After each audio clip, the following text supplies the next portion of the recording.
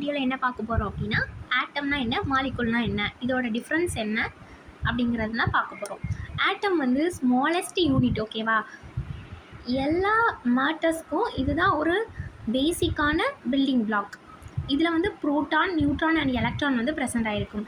இதே மாலிகுல்ஸை பார்த்தோம் அப்படின்னா 2 இல்லைன்னா அதுக்கு மேற்பட்ட ஆட்டம்ஸ் வந்து ஜாயிண்ட் ஆகி வந்து மாலிகுல்ஸ் வந்து ஃபார்ம் ஆகிருக்கும். அதாவது ஒரே ஒரு மாலிகுல் வந்து ஆட்டம்னு வச்சுக்கோங்க, சாரி ஒரே ஒரு இந்த மாதிரி ரவுண்ட் வந்து ஆட்டம்னு வச்சுக்கோங்க. இந்த 2 ஆட்டம் வந்து ஒன்றாகி இந்த 2 ஆட்டமே ஜாயின் பண்ண ஒரு கெமிக்கல் பாண்டு வந்து ஃபார்ம் ஆகிட்டுனா அதுதான் மாலிகுல், ஓகேவா? ரெண்டு ஆட்டம் இருக்கலாம், அதுக்கு மேலே உள்ள நிறைய ஆட்டமும் இருக்கலாம்.